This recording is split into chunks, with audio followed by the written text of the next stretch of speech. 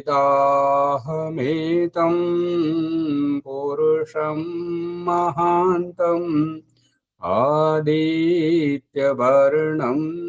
तमसः परस्तात् तमेव विदित्वा अतिमृत्युमेति नान्यः पन्था विद्यते यनाय नान्यः पन्था विद्यते यनाय। ఓం శాంతి శాంతి శాంతి. ఓం సత్యార ప్రకాశము అధ్యాత్మ సత్సంగానికి వచ్చేసినటువంటి వారందరికీ నమస్తే, స్వాగతం, సుస్వాగతం. సత్యార ప్రకాశం ఏకాదశ సముల్లాసం 256వ పుటలో చూడండి. ఓం నమస్తే ఆచార్య గారు. లక్ష్మణ ఆర్య. ఓం ఆచార్య గారు, ఒక సందేహం. జీవితంలో అన్నింటికంటే పెద్దదైనటువంటి అబద్ధం ఏది, పెద్దదైనటువంటి సత్యం ఏది? ఓం.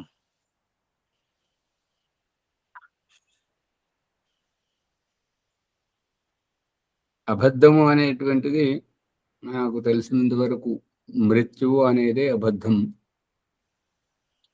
సత్యము అనేటువంటిది శాశ్వత జీవన్ముక్తిని పొందడం అనేది ఇప్పటి వరకు అర్థమైంది. నువ్వు ఎప్పుడు ఈ 84 లక్షల జీవరాశుల జన్మలే నీవు కాదు, ఈ జన్మలు నీ కోసము కాని ఈ జన్మలను తరించిపోవాల్సిందే, ఎన్నటికైనా నువ్వు వెళ్ళాల్సిందే అనేది సత్యంగా గ్రహించనైనది. ఇక మృత్యు అనేది అబద్ధం. మరి నేను గ్రహించింది ఇంతవరకు. సత్యం ఏదో ఒకసారి చెప్పండి. సత్యము ఎప్పటికీ నువ్వు శుద్ధ బుద్ధముక్తుడు, నువ్వు ఈశ్వరుని యొక్క సంతానం, దేవుని బిడ్డవైనప్పుడు నువ్వు ఎప్పుడు శుద్ధంగా మా ముక్తానందాన్ని అనుభవించాలి. ఈ 84 లక్షల జీవరాశులలో నీవు ఉన్నది నిజమే, కానీ ఇది నీ నిజ స్వరూపము కాదు, ఇది నీవు కాదు. ఇదంతా కేవలం బాట దాటుతున్నప్పుడు ఎదురయ్యేటువంటివి ఇవన్నీ వాహనాల మాదిరిగా ఈ 84 లక్షల జీవరాశుల జన్మలను దాటేసి నువ్వు ఈశ్వరుని యొక్క సాన్నిధ్యంలో ఒక బిడ్డ తన సంతానము వద్ద ఉంటే ఎంత నిశ్చలముగా, నిర్మలముగా, సుఖానందంగా ఉంటుంటుందో ఆ విధంగా స్వర్గ సుఖమును అనుభవించాల్సినటువంటి వాడవు అనేది నిత్యం సత్యంగా నేను గ్రహించాను. ఇక మిగతా వారు ఎవరిది వారు ఏం గ్రహించారో అది నాకు తెలియదు. ధన్యవాదములు. ఈ మృత్యు అనేది అబద్ధం. ఎందుకు అంటే అని పోజేస్తున్నాడు, చనిపోజేస్తున్నాడు కాబట్టి. దేహం గురించి చర్చ లేదు, ఆత్మ గురించి చర్చ లేదు, చావు గురించి చర్చ. కాబట్టి ఇక్కడ ఎవరు చచ్చిపోతున్నారు? దేహము చావట్లేదు, ఆత్మ చావట్లేదు. ఆత్మ ఎందుకు చావట్లేదు అని అంటే జవదాటిపోతుంది కాబట్టి. శరీరం ఎందుకు చావట్లేదు అంటే శరీరానికి జీవితమే లేదు కాబట్టి. వాహనానికి నడిపేవాడు ఈ వాహనం నుంచి దిగిపోతే నిష్క్రియం ఎట్లా అవుతుందో, ఈ శరీరం నుంచి ఆత్మ వెళ్ళిపోతే శరీరం నిష్క్రియం అవుతుంది. అంతవరకే, దీంట్లో చావు వరకు.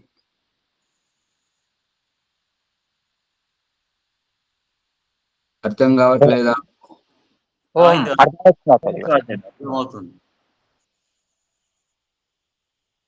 మరి ఇంకొక సందేహం. ఈ ముక్తి మనము ఎప్పుడైతే విడుదల అవుతుంటామో, మరి ఆత్మతత్వమును, పరమాత్మతత్వం తెలుసుకున్నప్పుడే ముక్తిని పొందగలుగుతామా, లేకపోతే ఇంకా ఏమైనా ప్రయాణం చేయగలగాల? దయానంద సరస్వతి వ్యావహారికంగా చూపిస్తున్నటువంటి దృష్టాంతం, ఎప్పుడైతే యోగాభ్యాస రీతిని అవలంబిస్తున్నప్పుడు వారితో పాటు ఉన్నటువంటి సన్యాసులు అంటుంటారు ఏంటంటే, ఓ దయానందుడా, నీవు ఇప్పుడు మనం ఏదైతే గురువుల దగ్గర నేర్చుకొని అభ్యసిస్తున్నటువంటి ఈ యోగ విద్యను ఇలాగే కొనసాగిస్తే నీకు ఇదే జన్మలో ముక్తి లభిస్తది. అంతటి ఉత్తమ కోటి యోగ సాధన ప్రావీణ్యము నీలో ఉంది. కానీ నీవు నీ ఉద్దేశాన్ని, నీ జీవితం యొక్క ఉద్దేశాన్ని మరిచిపోయి ఈ ప్రజల గురించి ఆలోచిస్తున్నావు చూడు. ఇదంతా శోచనీయమైనటువంటిది, విచారింపదగినటువంటిది. ఇది బుద్ధి సంగతంగా అనిపించడం లేదు. ఎందుకంటే ఈ ప్రజలు ఒక గొర్రెలు. వీరు ఎప్పుడూ మారరు, ఎవరితోటి మారరు. ఎవరొస్తే వారెంట పోతారు. మహావీరుడు వస్తే వారెంట పోతారు. వారెంట పోయి జైనులయ్యారు. బౌద్ధుడు వస్తే అతనెంట పోయి బౌద్ధులయ్యారు. శంకరాచార్య వస్తే ఆయనంట పోయి అద్వైతులయ్యారు. హజరత్ మొహమ్మద్ వస్తే పోయి ఆయనంట పోయి ముస్లింలయ్యారు. యేసుక్రీస్తు వస్తే ఈయనంట పోయి అందరు క్రైస్తవులయ్యారు. ఎక్కడైనా నిలకడగా ఉన్నారా ఈ ప్రజలు?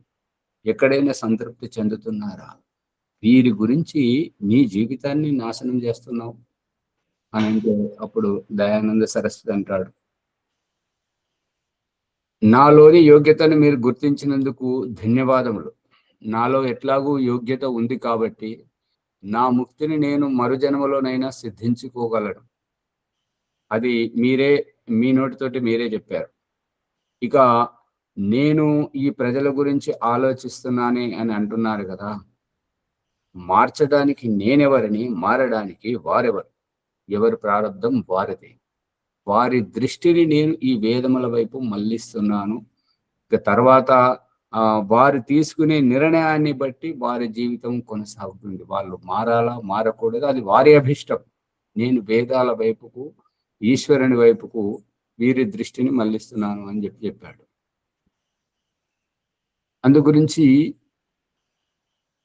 ఇక్కడ లక్ష్మణ్ గారు అడిగిన ప్రశ్న ఏంటంటే, భగవంతుణ్ణి తెలుసుకున్నప్పుడు ఒక విషయం, కానీ ఇక్కడ జీవనముక్తియే ప్రాప్తించుకోవాల్సినటువంటి సమయం వచ్చినా, ముక్తిని పొందాలనుకున్నా, తన ముక్తిని అనే స్వార్థాన్ని పక్కన పెట్టి పరోపకారం అనే ఈ వేద భాష్యము, ఆర్య సమాజ స్థాపన మరియు ఈ యొక్క సంధ్యా అగ్నిహోత్రముల ద్వారా ఈ యొక్క ఈశ్వరోపాసన, ఈ విషయాలన్నీ ఈ ప్రజలకు తెలియజేస్తూ ప్రజల దృష్టిని ఆధ్యాత్మిక వైపు మళ్ళిస్తున్నాడు.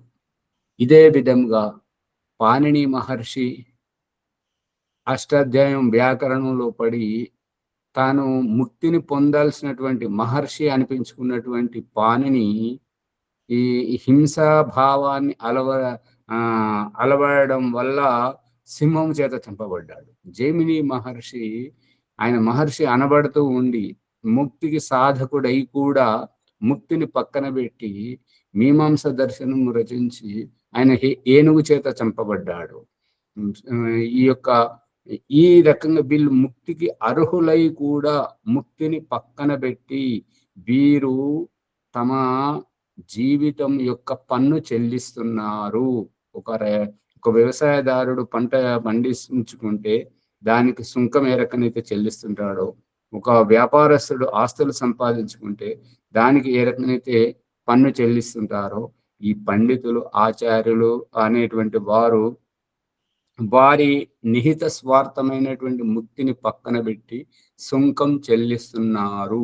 ఆ సుంకం ఏమిటి అంటే, ఆ పన్ను ఏమిటి అంటే, తరువాత మనుషులకు ఈ దారిన రండి ఇది క్షేమము, ఈ దారిన రండి ఇది క్షేమము అని చెప్పేటువంటిది ఈ పుస్తక రచన. భగవంతుడు స్వయంగా చెప్తున్నాడు, ఈ వేదములను అనుసరించి మీరు వచ్చారంటే మిమ్మల్ని మీరు తరించుకుంటారు అని వేదము భగవంతుడు ఇచ్చినట్లుగానే దయానంద సరస్వతి సత్యార్థ ప్రకాశం వేద భాష్యము ఈ విధంగా మనకు చూపెట్టాడు. ఈ యొక్క ఉపనిషత్ ఋషులు ఉపనిషత్తులను, దర్శన శాస్త్రకారులు దర్శనాలను, ఈ రకంగా వీరు ముక్తిని పక్కన పెట్టారు. ముక్తిని లెక్క చేయట్లేదు. పర ఉపకారం చేయడంలో తమ నిహిత స్వార్థాన్ని పక్కన పెట్టి తాము బలైపోతున్నారు, హింసకు గురవుతున్నారు. పాణిని మహర్షి సింహానికి, జమిని మహర్షి ఏనుగుకు, ఈ రకంగా ఎందుకు వారు గురవుతున్నారు? మహర్షులు కదా, అహింసా వ్రతాన్ని పాటించారు కదా, అంటే ఆచరణ చేస్తూ చేస్తూ ఉండేసరికి ఇప్పుడు దయానంద సరస్వతి ఈ జీవితంలో వచ్చినటువంటి ఘటన, ఒక దుండగుడు వాడు అది స్వామీజీ ప్రవచనం విన్ని అక్కడ మూర్తి పూజ వద్దు అని అన్నందుకు, ఒరే బాబా तू हमारी कुल देवताओं का खंडन कर रहा है, तो महा अनिष्ट कर रहा है, देव पूजा का निषेध कर रहा है, तो मेरे हाथ में ये देख इतनी बड़ी मोटी लाठी है, इस लाठी से मैं तुझे मारना चाहता हूँ, कहाँ मारूं बताओ. वो బాబా ఓ స్వామి, నీవు మా కుల దేవతలను ఖండిస్తున్నావు, దేవతల పూజ చేయొద్దు అంటున్నావు, ఇంత అనర్థం చేస్తున్నావు, కాబట్టి ఈ అనిష్టానికి పరిణామంగా ఇదిగో చూడు నా చేతిలో ఎంత దొడ్డు కర్ర ఉందో, దీనితో కొట్టాలనుకుంటున్నాను, ఎక్కడ కొట్టాలి అంటే దయానందుడు అన్నాడు, నీవు సత్యాసత్యము వివేచించేటువంటి సామర్థ్యము గలవాడివే అయితే, నేను చెప్పింది తప్పని నిరూపణయే అయితే, ఈ యొక్క ఆలోచన ఇచ్చింది నా మస్తిష్కం, నువ్వు నా తల మీద కొట్టు అని చెప్పాడు. చెప్పి అతడు ఎంత నిజాయితీ పరుడో అతని కళ్ళలో తన యోగ శక్తితో చూస్తే, బాబా నేను ఆలోచించింది తప్పు, నాకు అంత వివేకం లేదు అని కాళ్ళ మీద పడిపోయాడు. ఈ రకంగానే అంగుళీమాల్ గౌతమ బుద్ధుని కాళ్ళ పడ్డాడు. ఈ రకంగా రత్నాకరుడు అనేటువంటి ఈ దారి దోపిడి దొంగ, ఈ యొక్క వాల్మీకి రత్నాకరుడు అనే దారి దోపిడి దొంగ ఋషి మహర్షుల యొక్క పాదాల మీద పడి వాళ్ళు అనుగ్రహిస్తే తర్వాత తపస్సు చేసి వాల్మీకిగా తయారయ్యాడు. ఈ రకంగా మారిపోయినటువంటి వారు, ఈ యొక్క ముక్తిని పక్కన పెట్టినటువంటి వారు, వాళ్ళు ఈ రకంగా వచ్చారు. అందుకని దేవుణ్ణి తెలుసుకోగానే తరించిపోతారని కాదు, తెలుసుకున్న వారే. ఇప్పుడు ఏంటంటే తప్పులు చేసేవారు ఎక్కువగా ఉన్న సమాజంలో, ఈ సమాజం ఈ రకంగా తప్పులు చేయడానికి కారణం ఎవరు అని అంటే వాళ్ళ అజ్ఞానం కాదు, ఆ యొక్క సమాజం అంతకంటే కాదు. తప్పు ఎవరిది అని అంటే తెలిసినటువంటి వారు తెలిసినట్టుగా ఉన్నట్టుగా ప్రజలకు తెలియజేయకపోవడం వల్ల వారు అలా చేస్తున్నారు. ఇది కారణం. అర్థమవుతుందా? ఓం ధన్యవాదాలు ఆచార్య మహోదయ.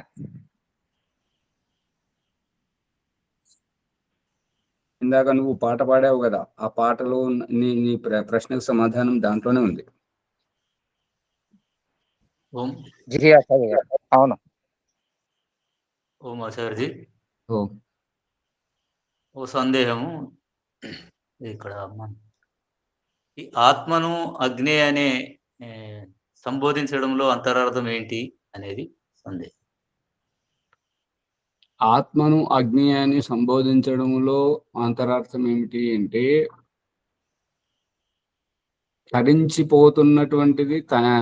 తరించిపోతున్నటువంటి దానిని తనివి తీరా పట్టుకోవాలని అభిప్రాయం.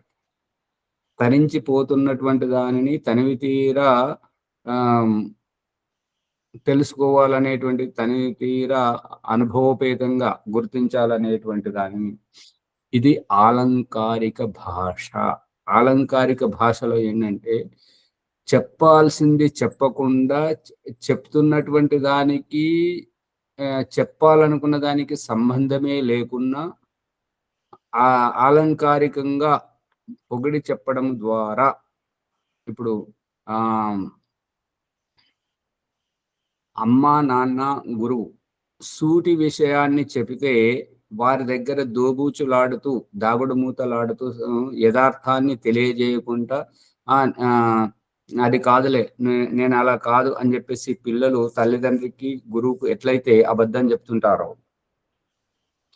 వీరి పిల్లల జీవితంతో సంబంధం లేనటువంటి చుట్టుపక్కల వారికి, స్నేహితులకు అమ్మ నాన్న గురించి చాడీలు చెప్తుంటారో, అక్కడ తెలుస్తుంటుంది ఏంటంటే సూటి విషయం అర్థం చేసుకోకుండా ఉండి వీరు తమను తాము ఆగం చేసుకుంటున్నారు, తప్పుదో పట్టించుకుంటున్నారు. కాబట్టి దేవుడు ఏం చేశాడు, ఈ ఆత్మతత్వాన్ని తెలియజేయాలి. కాబట్టి అగ్ని పేరుతో అగ్నిహోత్రం చేయిస్తూ ఈ అగ్నిహోత్రానికి మన జీవితానికి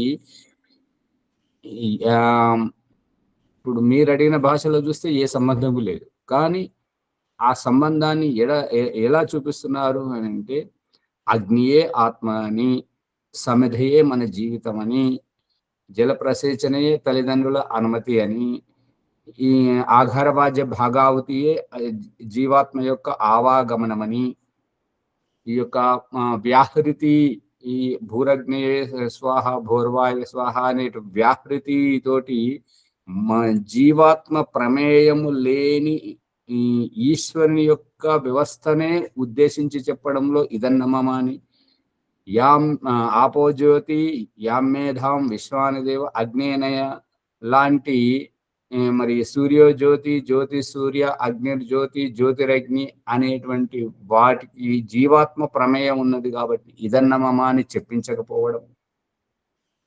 ఈ రకంగా అగ్నిహోత్రం ఒక ఆటగా చేయిస్తూ ఆత్మతత్వాన్ని బోధిస్తూ జీవితాన్ని సవరించడం అగ్నిహోత్రం యొక్క అభిప్రాయం. అందు గురించి ఈ ఆత్మను అగ్నిగా ఎందుకు చెప్పడం జరిగిందంటే, ఆత్మ అని అందరూ అంటున్నారు, అన్ని శాస్త్రాలు చెప్తున్నాయి, అన్ని మతాలు చెప్తున్నాయి. కానీ ఏ మతములోనూ ఆత్మతత్వం చూపించింది లేదు, వైదికంలో కూడా చూపించింది లేదు. ఇదిగో ఆత్మ ఇలా ఉంటుంది అనేటువంటిది చెప్పింది లేదు. లక్షణాలు చెప్తూ పరిస్థితిని ముందుకు తీసుకెళ్లడము వైదికంలో ఉంది. ఇక అవైదికంలోనైతే అది కూడా లేదు. స్త్రీలలో ఆత్మ లేదని, వాళ్లకు స్వర్గము లేదని, ఇంకే రకరకాలుగా వాళ్ళ అభిప్రాయాలతో వాళ్ళు ఉన్నారు. ఇవన్నింటికి విరామం పెట్టి సరైన దిశలో తీసుకెళ్లడానికే ఆత్మ అంటే అగ్ని. ఇదిగో అగ్ని ఇక్కడికి బ్రాహ్మణ క్షత్రియ వైశ్యుల ఇంటి నుంచి నువ్వు ఇలా తీసుకొచ్చి ఈ యొక్క అగ్నిహోత్రం నీ జీవితాన్ని నడిపించుకో. ఆ రకంగా తీసుకురాలేనేటువంటి అసమర్థ స్థితిలో నీ ఇంటికి దీపం ఉండాలి కదా. వృద్ధాప్యంలో నువ్వు శక్తిహీనుడు అయినప్పుడు నీ చేతిలో కర్ర ఉండాలి కదా. అందుకని నువ్వు దత్తత తీసుకో, ఘృత దీపం ముట్టించు అని ఇంత విడమర్చి చెప్పడం జరిగింది. అందుకని ఇది ఆలంకారిక భాష మాత్రమే. ప్రభాకర్ గారు అర్థమవుతుందా? అర్థమవుతుంది ఆచార్య. ఇప్పుడు ఈ వ్యవస్థ అనేటువంటిది మన చేతికి వస్తే ఈ పాటికే ఇక్కడ పౌరోహిత శిబిరం పెట్టి చెప్పాల్సినటువంటిది. కానీ ఈశ్వరేచ్ఛ బలి చేసి వ్యవస్థ మన చేతిలోకి లేదు, మనకి ఏ రకంగా స్వేచ్ఛ స్వాతంత్రం ఇవ్వట్లేదు. కాబట్టి అది ఇంకా మరుగున పడింది.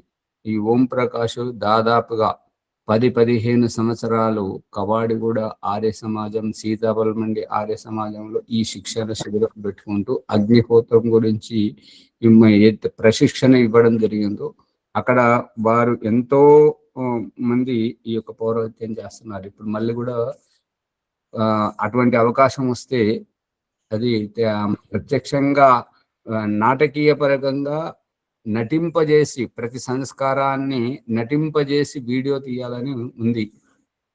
మరి అది ఆ సమయం వచ్చినప్పుడు అప్పుడు మీకు తెలుస్తుంటది, కళ్ళకు కనబడేటువంటిది. ఆత్మను అగ్ని అని ఎందుకు అన్నారు? ఇది ఆలంకారిక భాష. అలంకారం తెలిసినటువంటి వారికి అర్థమవుతుంది. ధన్యవాదాలు.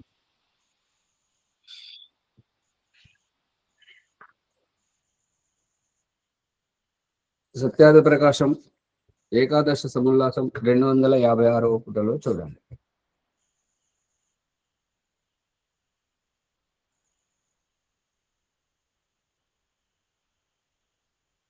యోగి ఇదే కదా, యోగి ఐశ్వర్య సహితుడై తన బ్రహ్మస్వరూపమును పొంది అన్యాధిపతి రహితుడై, అనగా తాను స్వయముగా తనకు ఎల్లరకు అధిపతి రూపమగు బ్రహ్మస్వరూపంతో ముట్టినందు స్థితుడై ఉండును అని ఈ ప్రశ్నకర్త అంటుంటే అతనికి సమాధానం దయానంద సరస్వతి ఈ రకంగా చెప్పడం జరుగుతుంది.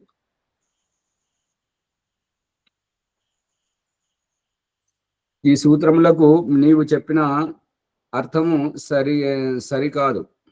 వాని అర్థము యథార్థముగా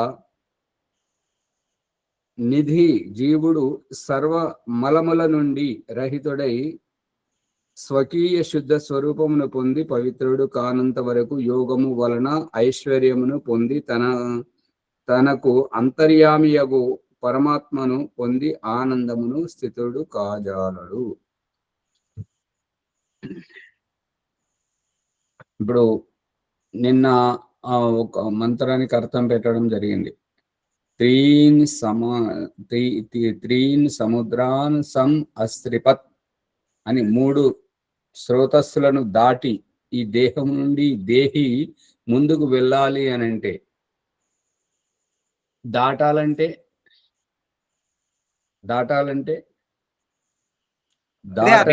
ఆచార్జీ మునుపు చెప్పారు, ఇది మాకు మళ్ళీ చెప్పండి ఆచార్జీ. అధిగమించడం, దాటాలంటే అధిగమించడం. దాటాలి అని అంటే దరి చేరాల్సిన లక్ష్యం ముందున్నప్పుడు తాను తన ఇష్టాలతోటి తన ఉన్న చోట నుంచి కదలాలి. కాబట్టి తను ఎక్కడున్నాడు అంటే ఉండవలసిన చోట లేడు, కాబట్టి ఉండాల్సిన చోటుకు చేరుకోవాలి. కాబట్టి అందుకే ఈ నడక, అందుకే ఈ గమ్యం, అందుకే ఈ యొక్క యాత్ర. అందుకని 3 అంటే 3, ఒకటి వీర్యము, రెండవది మూత్రము, మూడవది రక్తం. వీటిని జవ దాటి ముందుకు వెళ్ళాలి. ఆ వెళ్ళేటప్పుడు ఒక్కొక్క గమ్యస్థానం మూలాధారం నుంచి ఎక్కడి నుంచి అయితే ప్రారంభిస్తున్నారో, మన ఇంటి నుంచి బయలుదేరగానే మన ఊరిని వదలగానే ఇంకొక ఊరు వస్తుంది, ఆ ఊరిని వదలగానే ఇంకొక ఊరు వస్తుంది, ఆ ఊరిని వదలగానే ఇంకొక ఊరు ఎట్లయితే వస్తుందో ఆ విధంగా ఇవాళ ప్రభాకర్ గారు నిన్నటి ప్రకరణం ఏంటి, ఇవాళటి ప్రకరణం ఏంటి, పూర్వాభ్యాసంలో నిన్నటి వరకు ప్రకరణం ఏంటి, ఇవాళటి ప్రకరణం ఏంటి, రెండు ఒకటే. కాకపోతే ఆలంకారిక భాష, వ్యాహృతి అని అనడం, చక్రాలు అని అనడం. చక్రాలు అంటే సూటిగా బండ గుర్తుగా పట్టుకునేటువంటి వాళ్ళు ఏమంటారంటే, అక్కడనేమో ఆ శవాన్ని చీల్చి చూసి చక్రాలు లేవని చెప్పేసి వద్దన్నాడు, ఇక్కడ మళ్ళీ చక్రాల భాష మాట్లాడుతున్నాడు. అది అందుకని ఆలంకారిక భాష చెప్పాల్సింది అదే, కానీ సూటిగా చెప్తే అందరికీ అర్థం కాదు. కాబట్టి అయితే అక్కడ శవాన్ని చీల్చి చూసిందన్నా అబద్ధం కావాలి, ఇక్కడ చక్రాల భాష మాట్లాడుతున్నదైనా అబద్ధం కావాలి అని ఆయనకే తెలియదు. ఏది నిజమో ఏది అబద్ధమో దయానందుడికే తెలియదు, మనకేం చెప్తున్నాడు అని భ్రమపడేటువంటి ఆస్కారం ఉంది. కాబట్టి ఆలంకారిక భాషలో తీసుకొచ్చి చెప్పడం. అవును ఆచార్య, అది సందేహమే ఉండే నాకు. అష్ట చక్రాలు ఏంది, సప్త వ్యావృతులు ఏంది, రెండిటి మధ్యన తేడా ఏమిటి? అంటే ఇప్పుడు సప్త వ్యాహృతుల్లో ప్రాణాయామ మంత్రాల్లో ఎన్ని ఉన్నాయి? 7. అంతే కదా. అవును. మరి ఈ 7 ఏమిటి? అథర్వవేదం అక్కడ 8 అవుతున్నాయి. అథర్వవేదం చెప్తున్నది 8 చక్రాలు, అష్ట చక్రానవ ద్వారా అని. కానీ అథర్వవేదం లెక్క పెట్టిస్తున్నది ఏంటిది అంటే ఇమాని యాని పంచేంద్రియాని మనః షష్ఠాని. ఈ 5 ఇంద్రియాలు, 6వది మనస్సు. ఎవరికి? ఆత్మకు. ఎన్నైనాయి? 7 అయినాయి. ఎక్కడికి వెళ్తున్నారు? పరమాత్మ వైపు. వైపుకు కాదు, పరమాత్మ వద్దకు. అదే ఇందాక వారు లక్ష్మణ్ గారికి చెప్పడానికి వస్తలేదు, భాష సంస్కృతం తెలియదు కదా. సూర్యం అగన్మ జ్యోతిరుత్తమం, ఉత్తమ జ్యోతి స్వరూపుడైనటువంటి ఆ సూర్యుని వద్దకు కాదు, సూర్యుని మధ్యలో. ఇప్పుడు మనం ఇంటి వద్దకు కాదు, ఇంట్లోకి వస్తామా, ఇంటి వద్దకు వస్తామా? ఇంట్లోకి. పాఠశాల వద్దకు వెళ్తామా, పాఠశాలలోకి వెళ్తామా? పాఠశాలలోనికి వెళ్తాం. చుట్టాల ఇంటి వద్దకు వెళ్తామా, చుట్టాల ఇంట్లోకి వెళ్తామా? ఎక్కడైనా లోపలికే ఉన్నది కాబట్టి సూర్యం అగన్మ జ్యోతి ఉత్తమ జ్యోతి స్వరూపుడు ఎక్కడున్నాడు అని అంటే, మనం ఇప్పుడున్నటువంటి ఈ తెల్ల బల్బులో అయితే తెలుస్తలేదు, కానీ ఇదివరకు అది మామూలు లైట్ చూపెట్టేటువంటి ఆ బుగ్గ లోపల స్ప్రింగ్ ఉండేది కదా, అక్కడి నుంచి వెలుతురు వచ్చి ఆ స్ప్రింగ్ కు తగులుకుంటే అది వెలిగేటువంటిది. ఆ రకంగా వస్తున్నటువంటి ఆ కరెంటు విద్యుత్ స్వరూపం ఏదైతే బల్బులో చూపిస్తున్నారో, ఫ్యానులో చూపించడం జరుగుతుందో, ఆ విధంగా సూర్యుని ప్రకాశింపజేసేటువంటి ప్రకాశ స్వరూపుడు పరమేశ్వరుడు. అంతేగాని ప్రకాశం కాదు. ప్రకాశం ఎందుకు కాదు అంటే, ప్రకాశాన్ని చీకటి తరుముకొస్తుంది కదా, చీకటిని ప్రకాశం తరుముకొస్తుంది కదా, అందుకని చీకటి కాదు పరమేశ్వరుడు, వెలుతురు కాదు. అమ్మగారు సువర్చలమ్మ గారు, రాజమణమ్మ గారు పట్టుకుంటున్నారా లేదా?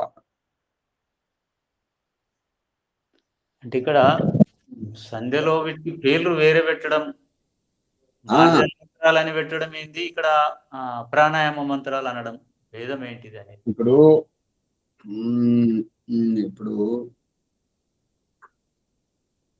అగ్నిహోత్రం, జలప్రసేచన, ఆఘార, బాజ్య, భాగాహుతి, ప్రాతకాలీన, సాయంకాలీన మంత్రాల తర్వాత వ్యాహృతి అన్నప్పుడు అక్కడ 4 ఉన్నాయి.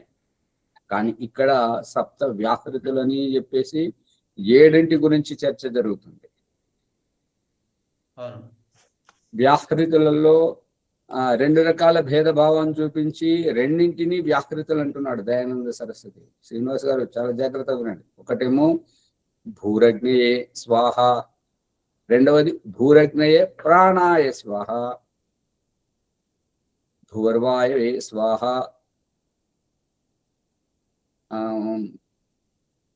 భూర్వాయవే అపానాయ స్వాహ, అపానాయ మరొక దగ్గర స్వరాదిత్యాయ వ్యానాయ. ఈ భేదభావం చూపిస్తూ భూర్భువ స్వరగ్ని వాయువాదిత్యేభ్య ప్రాణ అపాన వ్యాన సమానేభ్య, ప్రాణ అపాన వ్యానేభ్య స్వాహ ఇదన్నమమ్మ. ఈ యొక్క వీటితోటి మళ్ళీ ఇప్పుడు ఈ మహః, జనః, తపః, ఈ 3 కూడా కలిపి, ఆ 4 ఈ 3 కూడా కలిపి సప్త వ్యాహృతులు అనడం జరుగుతుంది. అదే ఎవరైనా వివాహ సంస్కారం చూసినట్టయితే, వివాహ సంస్కారం ఉత్తరవేదిలో చూసినట్టయితే, ఆ ఉత్తరవేదిలో ఏమంటున్నాడు అని అంటే, ఉత్తరవేదిలో ఎక్కడ అంటే, వివాహం అయిన తర్వాత అమ్మాయి ఇంటి నుంచి ఆ అబ్బాయి, పెళ్లి కూతురు పెళ్లి కొడుకు ఇద్దరు తిరుగు ప్రయాణం అబ్బాయి ఇంటికి వెళుతున్నప్పుడు, ఆ దారి మధ్యలో ఏదైనా ఆపద్ధర్మం వచ్చినప్పుడు ఆ యొక్క శ్మశాన వాటిక కానీ, దొంగోడు వచ్చి కానీ, లేదంటే ఆ వాహనానికి ఏదైనా తేడా వచ్చి ఆ రథము ఇరిగిపోయినా కానీ, ఏదైనా అంగం ఇరిగిపోయినా కానీ, ఆ యొక్క దారి మధ్యలో ఎక్కడ ఊరు లేదు కాబట్టి అక్కడ అమ్మాయి భయపడుతుంది. కాబట్టి ఆ భయపడేటువంటి అమ్మాయిని ఒక ఎక్కడైతే మంచి నివాసం ఏర్పాటు చేసుకుని అక్కడ నివసించి ఈ యొక్క వివాహాగ్నిని ప్రకటించి అక్కడ ఈ యొక్క వ్యాహృతి ఆహుతులను ఆహుతి ఇమ్మని చెప్తున్నాడు. అక్కడ అగ్నిహోత్రం చేయమని చెప్తలేడు, వ్యాహృతి ఆహుతులు మాత్రమే. అజ్ఞాదానం అక్కర్లేదు, సమిధాదానం అక్కర్లేదు, జలప్రసేచనం అక్కర్లేదు. చూసారా? ఆచార్య గారు చూసాం. వారిద్దరి అభిప్రాయాన్ని భగవంతుడు తెలియచేయటం. ఇప్పుడు ఆపద్ధర్మముగా ఆ ప్రమాదం జరగడం ఏంటి, విషమ పరిస్థితి రావడం ఏంటి, అమ్మాయి భయపడడం ఏంటి, వివాహాగ్నిని ప్రకటించడం ఏంటి, ప్రకటించినప్పుడు వ్యాహృతులతోటే ఆహుతి ఇవ్వడం ఏంటి, ఆ భయపడేదానికి ఈ వ్యాహృతులకు సంబంధం ఏంటి, ఇది తెలిస్తే అంత స్పష్టమవుతుంటది. వివాహాగ్ని ఏంటి? మొట్టమొదట బయలుదేరేటప్పుడు కట్టు వస్త్రాలతో అమ్మాయిని వీడుకోలు సాగనంపుతున్నటువంటి తల్లిదండ్రులు వారిద్దరిని రథంలో కూర్చుండబెట్టి సాగనంపినప్పుడు వాళ్ళు వస్తున్నప్పుడు దారిలో ఈ దొంగోడు వచ్చినా లేదంటే ఆ వాహనానికి ఏదైనా ఖరాబ్ అయిపోయినా రిపేర్ వచ్చినప్పుడు అక్కడ మరి ఆ అపరిచితులతో మొట్టమొదటిసారిగా ఇంటి బయటకు వస్తున్నది కాబట్టి అమ్మాయి భయపడుతుంది. అమ్మాయి భయపడడం ఎందుకు భయపడుతుంది అంటే అపరిచితులతో బయటకు వచ్చింది, అనుకోకుండా ఈ ప్రమాదం జరిగింది, ఇప్పుడు ఎట్లా అనేటువంటిది భయపడడం వల్ల. ఆమె భయపడితే అంత ప్రమాదం ఏమి లేదు, కానీ ఆమె భయపడడం వల్ల రాత్రికి జరిగినటువంటి గర్భాధానం ఆమె ఒళ్ళు జలధరించిపోతుంటే ఆమె నియంత్రణ పట్టు కోల్పోతుంటది కాబట్టి గర్భస్రావం అవుతుంది. గర్భస్రావం అయిపోతే ఈ యొక్క బ్రాహ్మణ క్షత్రుల వయసులో ఇంటి నుంచి ఏ అగ్ని అయితే తీసుకొస్తున్నారో ఆ అగ్ని అక్కడే సవితమైపోతుంది. మరి ఇంటికి ఉత్త చేతులతో పోతే ఆవిడ రానివ్వదు. ఇదంతా పరిష్కారానికి అక్కడ చెప్పబడింది. భగవంతుడా ఈ యొక్క ఈ అమ్మాయి భయపడినటువంటి అమ్మాయికి సాంత్వననివ్వడం మా చేతిలో ఉంది, భయరహితంగా నిర్భయంగా ఇంటికి తీసుకెళ్లడం మా వంతుంది. కానీ ఆమె భయపడినప్పుడు ఆమె నరాల పట్టు ఏదైతే ఉందో రాత్రి చేసుకున్నటువంటి గర్భం అది స్రవితమైపోతే మేము ఉత్త చేతుల్లో పోతే అక్కడ వాళ్ళు రానివ్వరు కదా. అక్కడ ఏమని చెప్తున్నానంటే ప్రతీక్షంతే శ్వశురో దేవరశ్చ వేదమంత్రంలో ఆశే బ్రాహ్మణ సర్వస్నపనీ రవి అవిరగ్ని రుదజంత్వాపహ.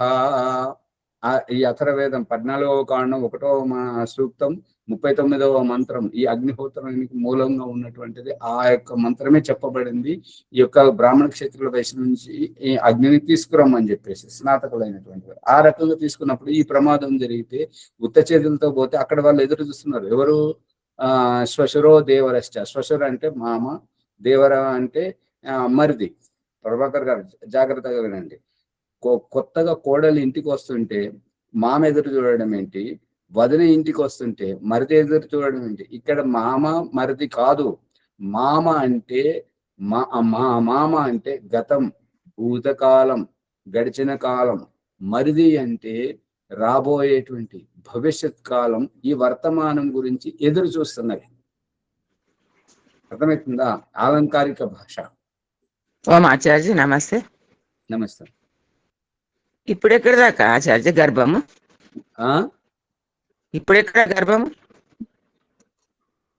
అర్థం కాలేదు. ఇప్పుడు ఎక్కడ గర్భము అంటే ఇప్పుడు వెళ్తుండ్రు కదా వాహనం, అది అమ్మగారు వెళ్ళినప్పుడు అప్పుడు ఎక్కడిది గర్భము అంటున్నా. అదే రహస్యం. వివాహం అయిన తర్వాత ఉత్తర వేదిలో రాత్రికి గర్భధానం చేసుకొని ఉదయాన్నే బయలుదేరి వస్తుంటారు కదా. రాత్రి చేసినటువంటిది ఆ ఒక్కరోజు గర్భమే. మీరు గర్భాధాన సంస్కారాన్ని గనుక చదివినట్టయితే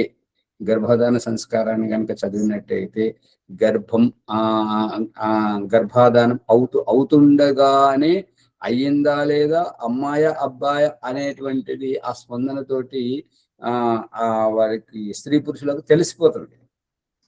అందుకే 2వ రోజే దాని గురించి ఆ గర్భంను సంరక్షించుకోవడానికి ఆహుతులు ఇవ్వమని చెప్పేసి దయానంద సరస్వతి ఇక్కడ గర్భధాన సంస్కారంలో రాశాడు.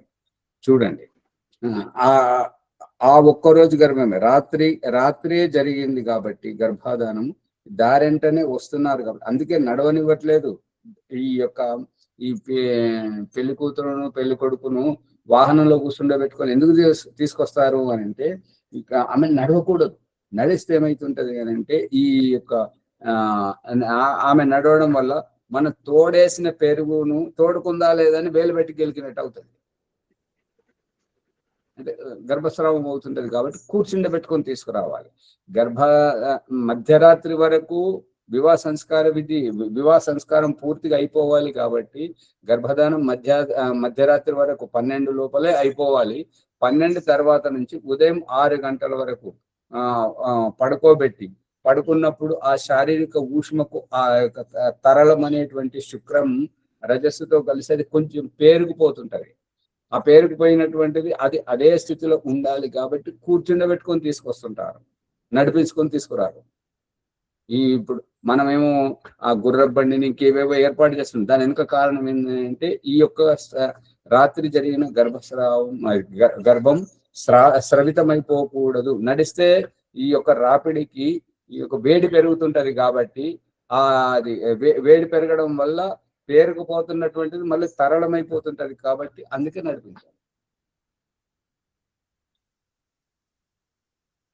గారు ఇంకా మీరు పూర్తిగా వివాహ సంస్కార విధి చూడనట్టున్నారు. ఇదంతా సైన్స్ ప్రక్రియ. ఇది లోతుగా ఎప్పుడైతే విద్వాంసులు చెప్పడం జరుగుతుంటుందో ప్రజలు జ్ఞానవంతులు అవుతుంటారు. అప్పుడు తెలుస్తుంది ఒక్కొక్క ప్రక్రియ. చదివినాం ఆచార్య. ఇప్పుడు పుస్తకంలో ఉన్నట్టుగా ఉండదు ఇప్పుడు. ఇప్పుడు సూటి మాట మాట్లాడారు. ఇప్పుడు అదే అంటున్నా ఆచార్య, పుస్తకంలో రాసినట్టు ఇప్పుడు లేదు వ్యవస్థ అంటున్నా గట్ల. అమ్మగారు ఇప్పుడు దయానంద సరస్వతి ఏం చెప్తున్నాడు, పొద్దున్న లేవగానే పనులు తోముకొని మొహం కడుక్కొని కాలకృత్యాలు ఇట్లా తీసుకొని స్నానం చేసి ఇంటికి బయటకు పోయి యోగ సాధన చేసుకొని రావాలని చెప్తున్నాడు. ఇప్పుడు కొంతమంది ఏం చెప్తున్నారంటే, నువ్వు నోట్లో నీళ్ళు కూడా పోయకు, రాత్రి పెట్టుకున్న నీళ్ళు అట్లాగే తాగు, పాచి మొహంతోటే తాగు అని చెప్తున్నారు. లక్ష్మణ్ గారు అర్థమవుతుందా భాష? ఆచార్య గారు అర్థమవుతుంది. ఆయుర్వేదం ఏమని చెప్తుంది, ఋషిమునులు ఏం చెప్తున్నారు, ఇప్పుడు వీళ్ళు ఏం చెప్తున్నారు. ఇప్పుడు ఎవరి ప్రకరణంలో వారు సరిగానే ఉండొచ్చు, కానీ విధి విధానం ఏమిటి అది నేను పాటించకపోతే దోషం ఎవరిది? పాటించమని చెప్తుంది శాస్త్రం చెప్తుంది, మరి పాటించకపోతే అది తప్పవరమ్మా అమ్మగారు, అంతే కదా? అందుకే అమ్మగారు ఇక్కడ మీరు సరైనటువంటి కోణాన్ని లేవనెత్తారు కాబట్టి ఇక్కడ ఒక్కటే మాట ఆగండి. ఒక్క ప్రభాకర్ గారు, సూర్యుడిని తయారు చేసిన తర్వాత సూర్యుడు సక్రియం అవుతుండగానే సూర్యుని వెంబడిస్తున్నటువంటిది భూమి. భూమి ఉత్త మట్టి గడ్డను సక్రియం చేస్తలేడు దేవుడు. భూమి లోపల 84 లక్షల జీవరాశుల వివిధ జన్మల కోసం జీవాత్మలను నిహితం చేసినప్పుడు ఆ సక్రియం దూదిపింజం లాగా సక్రియం అవుతూ పూర్తిగా పరిపక్వమైనటువంటి ఆ జన్మలను అమైతిని సృష్టిగా, భగవంతుని సృష్టిగా అభివ్యక్తపరచడం. ఒకటేమో స్వేదజ సృష్టి, అంటే చెమట ద్వారా గాలిలో తిరిగేటువంటి సూక్ష్మ క్రిముల యొక్క జన్మ. ఆ తర్వాత ఉద్భిజం అంటే విత్తనాల ద్వారా మొలకెత్తి పండ్లు పొలాలను తయారు చేసేటువంటి వృక్ష వనస్పతులు.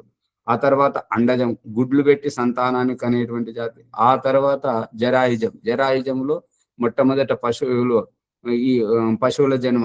ఈ పశువుల జన్మ తర్వాత చివరికి మనుషుల యొక్క జన్మ జరిగింది. అర్థమవుతుంది కదా? ఈ భూమిలోంచి పుట్టినవారు కాదా ఆది మానవులు. ఒక్క నిమిషం ఈ భూమి జీవాత్మలను తీసుకొని సూర్యుని వెంబడిస్తున్నది కాబట్టి బ్రహ్మాండంలో పరమేశ్వరుడు భూమిని సూర్యుని వెంబడింపజేస్తున్నాడు. గర్భంతో ఉన్నటువంటి భూమిని వెంబడింపజేస్తున్నాడు. కాబట్టి పిండ సృష్టి లోపల వివాహం చేసుకున్నటువంటి అమ్మాయిని ఉత్త చేతులతో ఉత్తిగా ఎందుకు నడిపిస్తుంటారు? ఈమె ఉత్త చేతులతో వస్తే వారికి ఏం ప్రయోజనం? ఈమె సంతానం అనేది కాకపోతే ఆ వంశానికి ఏమి ఉపయోగం? ఆ వంశం ఎట్లా నడవాలి? అందుకని గర్భధారణ చేసి రాత్రి గర్భధారం అయిపోయిన తర్వాతనే ఒక 5-6 గంటలు మంచిగా వారికి పడుకోబెట్టి ఆ తర్వాత వాహనంలో కూర్చుండబెట్టుకొని తీసుకొస్తారు. ఇది విధానం. ఇక వాళ్ళు చేస్తలేరు అని అంటే అది వారు తవ్వుకున్న గోతి. దానికి అది సిద్ధాంతం, అది ప్రామాణికం కాదు కదా అమ్మగారు. ప్రభాకర్ గారు చెప్పండి. ఇప్పుడు ఆచార్య, ఇప్పుడు నీళ్లు తాగడం ఎట్లా? మొహం కడుక్కొని అంటుర్రా, కడుక్కోకంటుర్రా? మొహం కడుక్కొని తాగాల, కడుక్కోకుండా తాగాల అనేటువంటిది ఉషాపానం అనేటువంటిది వారు చెప్పేటువంటి. ఇప్పుడు ఎవరైతే ఉషాపానం గురించి చెప్తున్నారో ఈ పాచి అనేటువంటిది, నోటిలో ఉన్నటువంటి ఆ పాచి అనేటువంటిది మలమును ఒలుస్తుంటుంటది. అదే నోటిలో వచ్చేటువంటి భూమిని కంట్లో పెట్టుకుంటే ఆ దృష్టికి అది మేలు చేస్తున్నటువంటిది అని వాళ్ళు చెప్తున్నారు. మరి ఋషి దయానందుడు అయితే ఇటువంటి వాటి గురించి అయితే చెప్పలేదు. నోరు కడుక్కొని మంచిగా ఉషాపానం చేసి కాలకృత్యాలు తీసుకొని స్నానం చేసి బయటకు వెళ్ళాలని చెప్పాడు. సంస్కార విధిలో ఉన్నటువంటిది ఈ రకంగా జరుగుతుంది. అందు గురించి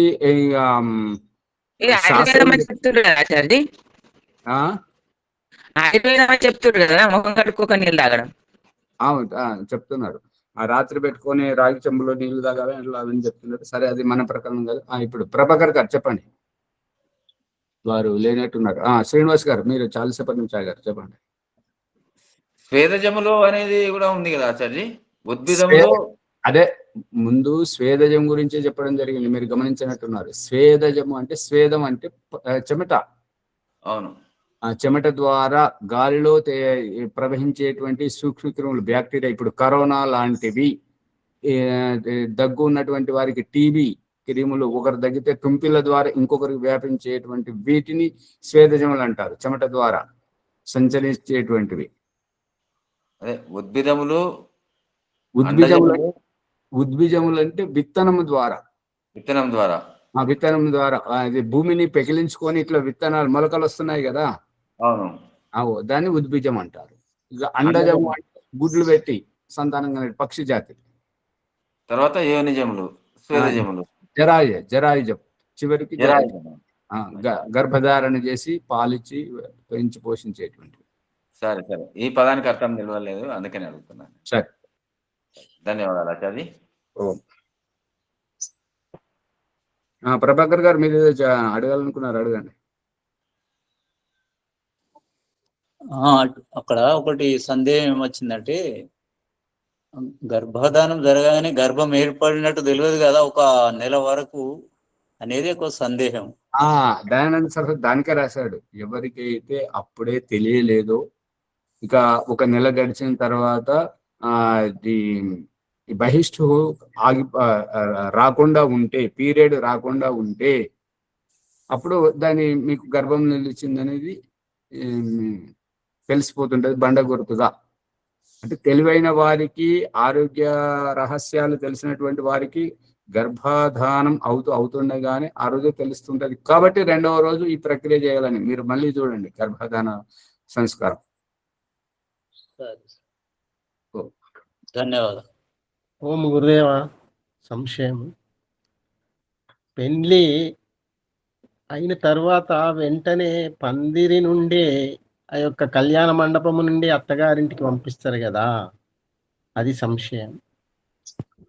అదే శాస్త్రీయ విధి విధానం. పెళ్లి చేసుకోవడం ఎందుకు అని అంటే వంశోద్ధారణ, వంశ సంరక్షణ చేసేటువంటి వారికే ఈ వేదమే చెప్తుంది. నువ్వు బ్రాహ్మణ, క్షత్రియ, వైశ్యుల ఇంటి నుంచి అగ్నిని తీసుకురా అని చెప్తున్నది. ఇప్పుడు వీళ్ళంతా ఏమంటున్నారంటే, ఇప్పుడు ఎవరింట్లో కట్టెల పొయ్యిలు ఉన్నాయి, ఎవరు కట్టెలతో వంట చేస్తున్నారు, ఎవరింట్లో అగ్ని ఉన్నది, ఎవరింటికి పోతే ఎవరిస్తారు, వారింటి అగ్ని మన ఇంటికి మనం ఎలా తెచ్చుకుంటాం, ఈ భాష మాట్లాడుతుంది. ఇది కాదు ఇక్కడ, ఇది ఆలంకారికమైనటువంటిది. ఇప్పుడు ఎక్కడైతే ప్రభాకర్ గారు ప్రశ్నించారో ఆత్మను అగ్ని అని ఎందుకు అంటున్నారు అనేటువంటిది, ఇది ఆలంకారిక. అగ్నిహోత్రం యొక్క అగ్ని ఏంటంటే ఆత్మ, మన జీవితంను సవరించేటువంటి వైవిధ్యం. ఇది ఆలంకారిక భాష. 4 కర్రలను ఆ నిప్పును రాజేసి, అది ఒక నాటకం. ఆ నాటకం ద్వారా మన జీవితాన్ని సవరించేటువంటిది. ఇది ఏ ఇతర మత సంప్రదాయంలో లేదు. అక్కడ కేవలం కర్మకాండము మాత్రమే ఉంది. కర్మకాండము ఒక వైవిధ్యం, అది చేస్తే చేయొచ్చు, లేకపోతే లేదు. కానీ ఈ అగ్నిహోత్రం సంధ్యోపాసన చేయకపోతే మాత్రం మనకు మనమే ఆత్మహత్య చేసుకున్నటువంటి పరిస్థితి, మనల్ని మనం సవరించుకోలేనటువంటి పరిస్థితి. ఎట్లా అంటే, కాలుకు ములుగు తీయాలా వద్దా, దోమ కొడుతుంది దాన్ని ఎలగొట్టాలా వద్దా, అది గొంతులో ఇరుక్కున్నది, ఏదో గడ్డిపోసనో ఏదో ఇరుక్కున్నది, దాన్ని తీద్దామో వద్దా, పండ్లలో ఇరుక్కున్నది, కంట్లో నలిసిపడింది, తీద్దామో వద్దా. ఇది ఇక్కడ జరుగుతున్నటువంటి రహస్యం. వైదికం సంధ్య అగ్నిహోత్రం చేయకపోతే అది మనకే హాని చేస్తుంటుంటుంది. మనమే ఇంకా కుంటుబడిపోతుంటాం, మరుగున పడిపోతుంటాం. అదే వేరే వాళ్ళది ఏదైతే ఉందో, దీపారాధన చేయడం, ఆ విగ్రహాన్ని కడగడం, బొట్టు పెట్టడం, పెట్టవచ్చు, పెట్టకపోతే పెట్టకపోవచ్చు. అందుకే కొంతమంది పెడుతున్నారు, కొంతమంది పెడతలేరు. ఒకరు నమాజ్ చదవచ్చు, ఒకరు అది చర్చిలోకి వెళ్ళి ప్రార్థన చేయవచ్చు.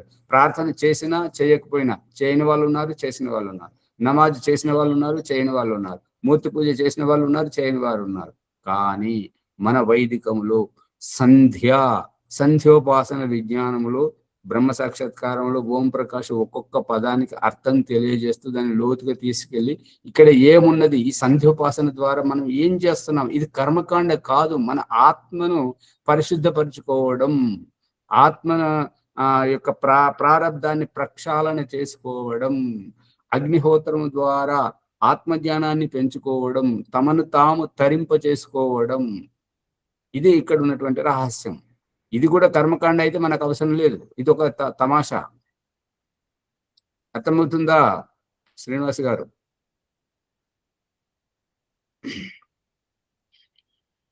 దేవుడా, ఎవరికి అర్థమైతే లేదంటే ఎవరు చెప్తలేరు. అన్ని మాత్రాన్ని పూర్తిగా గుర్తించగలిగినప్పుడే దాన్ని ముందుకు వెళ్ళగలుగుతాము అని చెప్పి అగ్నిహోత్రంలోనే ఉంది. ఇప్పుడు ఇంతకు ముందు వచ్చిన ప్రసంగంలో ప్రాణాపాన వ్యానేభ్య స్వాహ అని వస్తుంది కదా ఆచార్య, అంటే ఇవి అన్ని నీకు సమర్పిస్తున్నాను అనే భావననా ఆచార్యది? ప్రాణం, అపానము, ధ్యానము సమానం. వీటి గురించి ఇప్పుడు ఈ ప్రాణాయామ మంత్రాల్లో ప్రాణాయామము ఏంటిది, పంచ ప్రాణాలు ఏమిటి అనేటువంటి దాని వ్యాఖ్యానం ఇది. ప్రాణం శ్వాస తీసుకునేటువంటిది, అపానము శరీరం నుంచి వదిలేటువంటిది, సమానము ఈ యొక్క దశ ప్రాణములు, దశ ఉప ప్రాణములు, పంచ ప్రాణములు, పంచ ఉప ప్రాణములు, వీటి గురించి చర్చ జరుగుతుంది. వాటిని బోధించడమే ప్రాణ, అపాన, వ్యాన, సమాన, ఉదాన, దేవదత్త, క్రికల, ధనంజయ, ఈ వీటన్నింటినీ ఈ మనకు బోధించడం. మనకు పంచ ప్రాణాల గురించే తెలుసు, పంచ ఉప ప్రాణాలు కూడా ఉన్నాయి. ఈ రకంగా వీటిని తెలియజేయడమే. ఆ ప్రాణం మన వల్ల కాదు, ఆ ఈశ్వరుని ద్వారానే అవుతుంది. అందుకే ఇదన్నమమ. అపానం ఇది మన వల్ల కాదు, అది ఈశ్వరుని యొక్క ప్రమేయమే, అందుకే ఇదన్నమమ. వ్యానము అది మన వల్ల కాదు, ఒకరికి దారపోయడం, ప్రాణం పోయడం, అపానం వదిలింపజేయడం, సమానం నిశ్చలంగా నిర్మలంగా ఉండడం, తటస్థంగా ఉంచజేయడం, దేహంలో ఉండజేయడం, అది మన వల్ల కాదు, అది ఈశ్వరుని వల్ల. అందుకే ఇదన్నమమ, ఇదన్నమమ అని దానికి వచ్చింది. ఎక్కడైతే ఆపోజ్యోతి రసోమృతంలో చెప్తున్నారు కదా, సూర్యుని వెలుతురు వచ్చిందా, సరే సరే, అది రాకపోతే చీకటిగా ఉంటున్నది కాబట్టి దీపం మనం ముట్టించుకుంటున్నాం, వెలుతురు మనకు కావాలి కాబట్టి దీంట్లో మన ప్రమేయం ఉంది. ఆపహ జలం, వర్షాకాలంలో వర్షాలు పడ్డాయా సరే, సకాలంలో పడ్డాయా సరే సరే, లేదంటే బావి బోరు వేసుకొని మనం నీళ్లు భూమిలోంచి తీసుకొని చేసుకుంటున్నాం కదా, నీటితో మన ఆ పవిత్రతను కడుక్కోవడం, మన దాహం తీర్చుకోవడం ఉద్దేశం.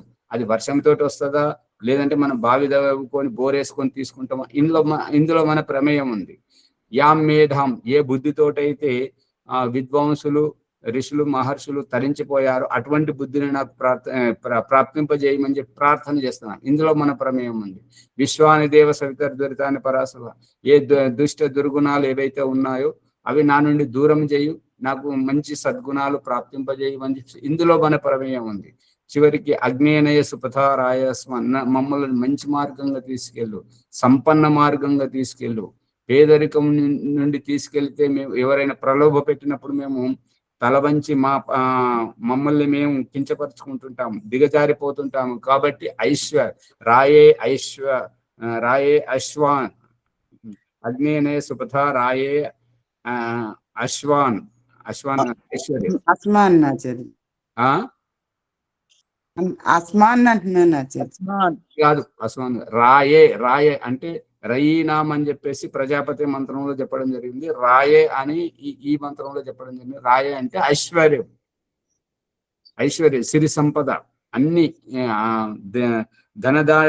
ధనాఢ్యులుగా మమ్మల్ని ముందుకు తీసుకెళ్ళు, పేదరికంతో కాదు అని చెప్పేసి ప్రార్థన చేయడం జరుగుతుంది. ప్రార్థనలో మన ప్రమేయం ఉన్నది కాబట్టి ఇదన్నమమ్మ లేదు.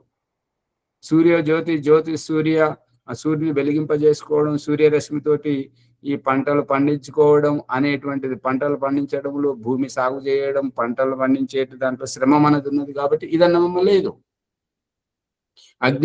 జ్యోతిరగ్ని, మరి అగ్ని సూర్యునితోటి సహజంగా ప్రకృతి పరమైనటువంటి పనులు లభించాయే సరే సరే, లేదంటే అగ్నిని వెలిగించుకొని మనం వంట చేసుకోవడం.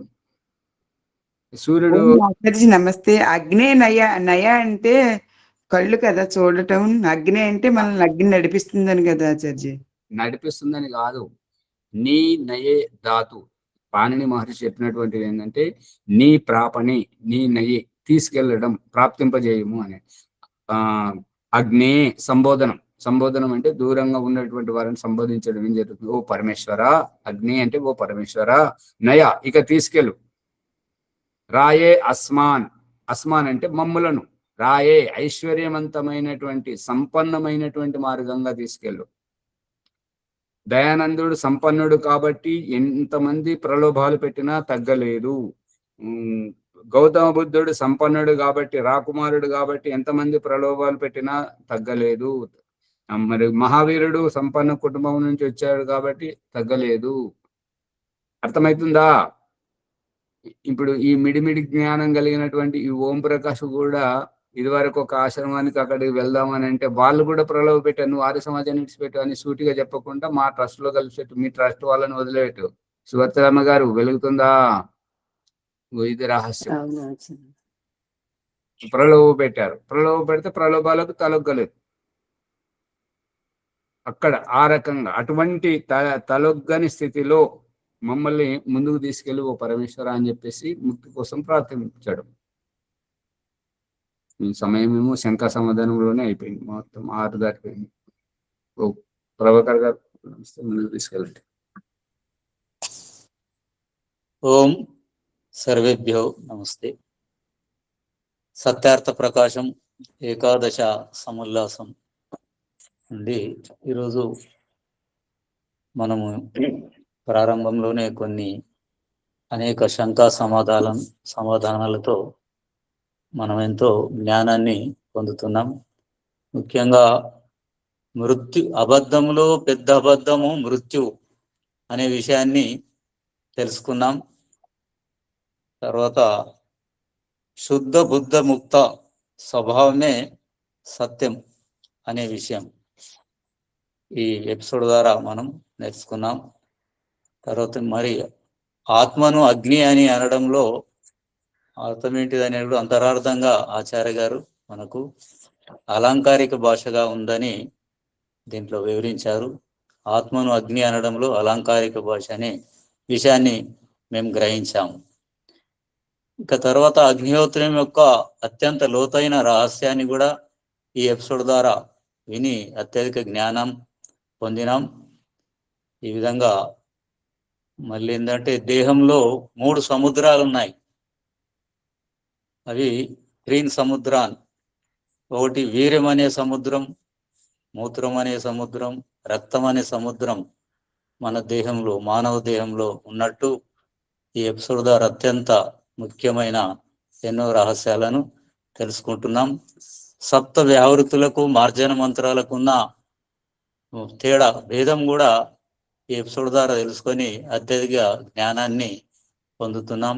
కాబట్టి ఈ జ్ఞానాన్ని అందరికీ అందించడానికై ఎపిసోడ్ను లైక్ చేద్దాం, షేర్ చేద్దాం, సబ్స్క్రైబ్ చేసి గంట సింబల్ నొక్కి అందరికీ అందించాలని మనవి. ఈ విషయాలన్నీ సంక్షిప్తంగా సూటిగా అర్థమయ్యే విధంగా అందించిన ఆచార్య గారికి ధన్యవాదములు. తర్వాత ఇంకేమైనా సందేహాలు ఉంటే కామెంట్ బాక్స్లో ప్రశ్నలు రాసి సందేహ నివృత్తి చేసుకొని అత్యధిక జ్ఞానాన్ని పొందాలని కోరుచున్నాం. తర్వాత ఈరోజు వైదిక సంధ్యా బ్రహ్మ సాక్షాత్కారం శుక్రవారం భాగ్యలక్ష్మమ్మ గారు చేయిస్తారు. ఓం సర్వేభ్యో నమస్తే. ఓం నమస్తే ఆచార్యజీ. సర్వేభ్యో నమో నమః ఆచార్యజీ. అందరికీ నమస్తే. అథ వైదిక బ్రహ్మ సంధ్య యజ్ఞము. ఓం అమృతోపస్తరణమసి స్వాహా. ఓం అమృత అపిధానమసి స్వాహా. ఓం సత్యం యశః శ్రీర్మై శ్రీః శ్రయతాం స్వాహా. ఓం షణ్ణో దేవీరభిష్టయా आपो भवन्तु पीतये शन्योरभिस्रवन्तु नः. ॐ वाक् वाक्, ॐ प्राणः प्राणः, ॐ चक्षुः चक्षुः, ॐ श्रोत्रं श्रोत्रम्, ॐ नाभिः, ॐ हृदयम् ॐ कण्ठः ॐ शिरः ॐ बाहुभ्यां यशोबलम् ॐ करतलकरपृष्ठे ॐ भूः पुनातु शिरसि ॐ भुवः पुनातु नेत्रयोः ॐ स्वः पुनातु कण्ठे ॐ महः पुनातु हृदये ॐ जनः पुनातु नाभ्याम् ॐ तपः पुनातु पादयोः ॐ सत्यं पुनातु पुनः शिरसि ॐ कं ब्रह्म पुनातु सर्वत्र ॐ भूः ॐ भुवः ॐ स्वः ॐ महः ॐ जनः ॐ तपः ॐ सत्यम् ॐ ऋतं च सत्यं चाभिधातपसोऽध्यजायत ततो रात्र्या जायत ततः समुद्रो अर्णवः ॐ समुद्रादर्णवादधि संवत्सरो अजायत अहोरात्राणि विदधतीश्वस्य मिषतो वशी ॐ सूर्या चन्द्रमसौ दाता यथा पूर्वमकल्पयत् दिवं च पृथिवीं च अन्तरिक्षमतो स्वः ॐ शन्नो देवीरभिष्टया आपो भवन्तु पेतये शन्योरभिस्रवन्तु नः ॐ प्राची दिगग्निरधिपतिरसितो रक्षितादित्या इषवः तेभ्यो नमो अधिपतिभ्यो नमो रक्षत्रभ्यो नमः ईशभ्यो नमः एभ्यो अस्तु योऽस्मान् वेष्टियं वयं दिश्मस्तं भोज्यं वेदद्मः दक्षिणा दिगेन्द्रोऽधिपतिस्थिरचिराजिरक्षिता पितर इषवः तेभ्यो नमो अधिपतिभ्यो नमो रक्षत्रभ्यो नमः ईशभ्यो नमः एभ्यो अस्तु योऽस्मान् वेष्टियं वयं दिश्मस्तं भोजं वेदद्मः ॐ प्रतीची दिगुवर्णोऽधिपतिः वृदाकुरक्षितान्नमिषवः तेभ्यो नमो अधिपतिभ्यो नमो रक्षत्रभ्यो नमः ईशभ्यो नमः एभ्यो अस्तु योऽस्मान् वेष्टियं वयं दिश्मस्तं भोज्यं वेदद्मः उदीची दिक्सोमोऽधिपतिः स्वजो रक्षिता शनिरिषवः तेभ्यो नमो अधिपतिभ्यो नमो रक्षत्रभ्यो नमः ईशभ्यो नमः एभ्यो अस्तु योऽस्मान् वेष्टियं वयं दिश्मस्तं भोज्यं वेदद्मः ध्रुवा दिग्विष्णुरधिपतिः कल्माषग्रीवो रक्षिता वीरुद इषवः तेभ्यो नमो अधिपतिभ्यो नमो रक्षत्रभ्यो नमः ईशभ्यो नमः एभ्यो अस्तु योऽस्मान् वेष्टियं वयं दिश्मस्तं भोज्यं वेदद्मः ऊर्ध्वादिग्बृहस्पतिरधिपतिः श्वेत्रो रक्षिता वर्षमिषवः तेभ्यो नमो अधिपतिभ्यो नमो रक्षत्रभ्यो नमः ईशभ्यो नमः एभ्यो अस्तु योऽस्मान् वेष्टियं वयं दिश्मस्तं भोज्यं वेदद्मः ॐ जातवेदसे सुनवामा सोममरातीयतो निदहाति वेदः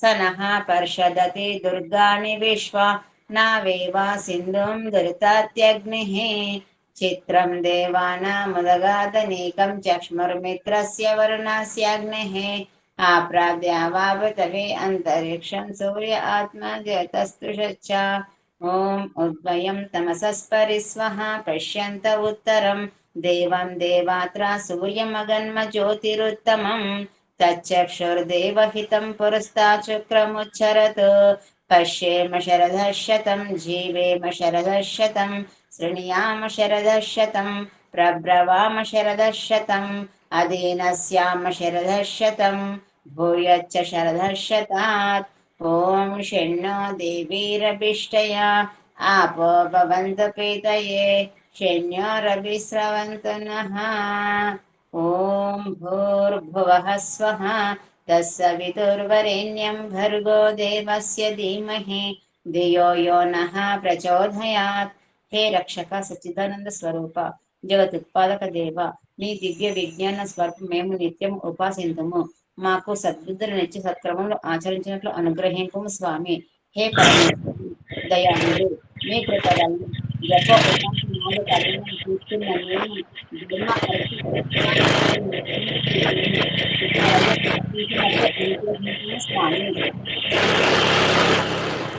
ఓం నమః శంభవాయ చ మయోభవాయ చ నమః శంకరాయ చ మయస్కరాయ చ నమః శివాయ చ శివతరాయ చ. ఓం శూన్యో దేవీర్విష్టయా ఆపో భవంతు ప్రీతయే శైన్యో స్రవంతు నః. ఓం శాంతి శాంతి శాంతి. ఇది వైదిక బ్రహ్మచర్య యజ్ఞాచార్య. ఓం నమస్తే ఆచార్య. సర్వజ్ఞ నమో నమః ఆచార్య. సర్వేభ్యో నమో నమః ఆచార్య. శాంతి పాఠం. ఓం శాంతి అంతరిక్షం శాంతి పృథివీ